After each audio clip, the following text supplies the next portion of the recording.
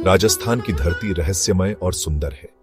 यहाँ की रेत सूरज की किरणों में सोने सी चमकती है। लू की गर्म हवा टीलों पर बहती है, जिसमें पुराने राज और लोकगीतों की फुसफुसाहट घुली रहती है। यह भूमि चरम सीमाओं की है। दिन बेहद गर्म, रातें कभी कभी ठंडी। पानी यहाँ सोने से भी कीमती है, लेकिन लोग मजबूत हैं। छोटे छोटे गांव इस रेतीले समंदर में बसे हैं, जीवन और आस्था के नखलिस्तान। इन्हीं में से एक है विश्नोई समाज। इनके घर सादगी से मिट्टी और गोबर से बने होते हैं, लेकिन जज्बा बड़ा समृद्ध और अडिग। गांव में गहरी शांति है। हवा में हर जीव के प्रति मौन श्रद्धा बसी है। मोर खुले आंगन में नाचते हैं। हिरण और चिंकारा बेखौफ घरों के पास चरते हैं। यह दृश्य सोचने पर मजबूर करता है, इंसान और प्रकृति का रिश्ता असल में क्या होना चाहिए। विश्नोई लोगों का धरती से खास नाता है। वे इसे मां मानते हैं। पेड़ उनके भाई बहन, जानवर उनके बच्चे। वे हवा की फुसफुसाहट सुनते हैं, जानवरों की भाषा समझते हैं। इनका सबसे गहरा रिश्ता काले हिरण से है। यह सिर्फ जंगली जानवर नहीं, आस्था का प्रतीक है। काले हिरण इनके खेतों और गांवों में बिना डर के घूमते हैं। बच्चे इनके साथ खेलते हैं। औरतें इनके लिए पानी और दाना रखती हैं। कई बार किसी नन्हे हिरण को अपने बच्चे की तरह दुलारती हैं। यही गहरा रिश्ता विश्नोई जीवन की आत्मा है, एक सख्त दुनिया में करुणा की मिसाल। विश्नोई समाज की शुरुआत 500 साल पहले गुरु जंभेश्वर यानी जंभोजी से हुई। उस समय धरती पर भयानक अकाल था। लोग साधनों के लिए लड़ रहे थे, पेड़ काटे जा रहे थे, जानवरों का शिकार हो रहा था। गुरु जंभेश्वर ने देखा कि इंसान अपने घर को तबाह कर रहा है। उन्होंने अपने अनुयायियों को 29 नियम दिए। विश यानी 20, नोई यानी 9। इसी से नाम पड़ा विश्नोई। ये नियम जटिल धार्मिक कानून नहीं, बल्कि अच्छे और दयालु जीवन की सीधी सीखें थीं। इनमें बताया गया कि दया, ईमानदारी और प्रकृति का सम्मान कैसे करें। कुछ नियम व्यक्तिगत सफाई, कुछ सामाजिक व्यवहार और सबसे अहम पर्यावरण की रक्षा से जुड़े थे। गुरु जंभेश्वर ने हरे पेड़ काटने और जानवरों को मारने से मना किया। उनके लिए हर जीव में भगवान है, छोटे बड़े सब में। सबसे जरूरी नियम था सभी जीवों पर दया करना। उस समय जब राजा शिकार में लगे थे, विश्नोई जंगल के रक्षक बन रहे थे। इन नियमों को अपनाकर रेगिस्तान के बीच एक छोटी बिरादरी ने शांत क्रांति शुरू की। वे पहले पर्यावरण प्रेमी बने, जब यह शब्द भी नहीं बना था। विश्नोई लोगों के लिए पेड़ और जानवर परिवार के सदस्य हैं। आंगन का खेजड़ी का पेड़ बुजुर्ग है, गांव का हिरण बच्चा है।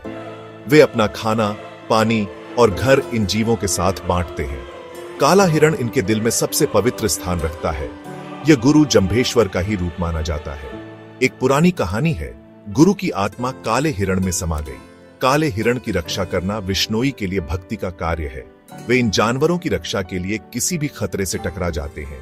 कई बार महिलाएं अनाथ हिरण के बच्चों को अपने बच्चों के साथ दूध पिलाती हैं। जब कोई हिरण का बच्चा घायल होता है, तो उसे घर लाकर प्यार से स्वस्थ करते हैं। बच्चे छोटी उम्र से ही सीख जाते हैं इन जीवों से प्यार और रक्षा करनी है। जहां विश्नोई बसते हैं, वहां काले हिरण की आबादी फलती फूलती है। यह शांतिपूर्ण सह अस्तित्व दिखाता है कि इंसान मालिक नहीं, संरक्षक बनना चुने तो क्या संभव है। 1730 में खेजड़ली गांव में एक ऐतिहासिक बलिदान हुआ।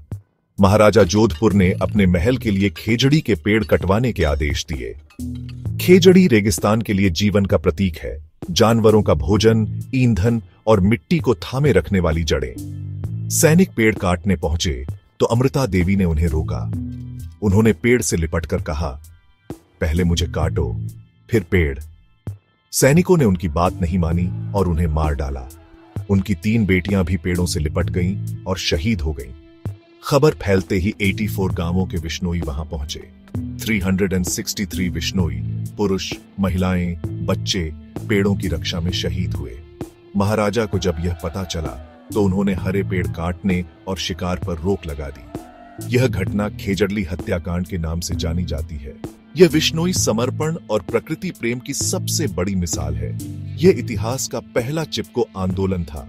यह कहानी आज भी विश्नोई समाज की आत्मा में जीवित है। अमृता देवी और 363 शहीदों की भावना आज भी विश्नोई समाज में जीवित है। 1998 में जोधपुर के पास 2 काले हिरण मारे गए। यह विश्नोई आस्था पर सीधा हमला था।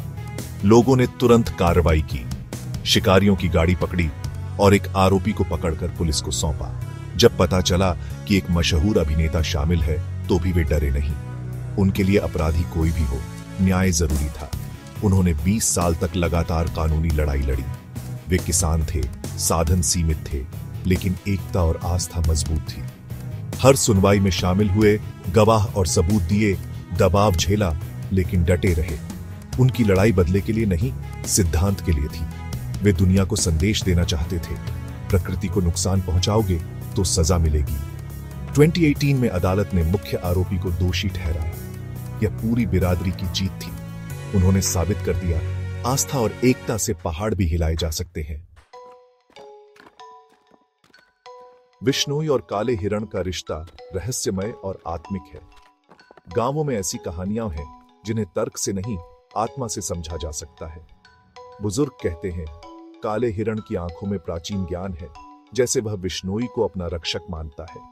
जब विश्नोई पास होता है, जानवरों को शांति महसूस होती है। एक किसान रेगिस्तान में रास्ता भटक गया था। काले हिरणों के झुंड ने उसे पानी के स्रोत तक पहुंचाया। उसके लिए यह गुरु का रूप था जिसने उसकी जान बचाई। विश्नोई मानते हैं, काला हिरण सिर्फ जानवर नहीं, जागरूक आत्मा है। यह रिश्ता बोझ नहीं, पवित्र कर्तव्य है। वे काले हिरण की रक्षा करते हैं और बदले में यह उनकी आस्था और प्रकृति से जुड़ाव को बचाता है। यही रहस्यमय बंधन उनकी ताकत और जिजीविषा का स्रोत है। आज जब दुनिया पर्यावरण की चिंता कर रही है, विश्नोई समाज मिसाल है। वे सिर्फ आंदोलनकारी नहीं, बल्कि धरती के असली रक्षक हैं। विश्नोई एक चेतना है जो हमें प्रकृति से फिर से जुड़ने का रास्ता दिखाते हैं।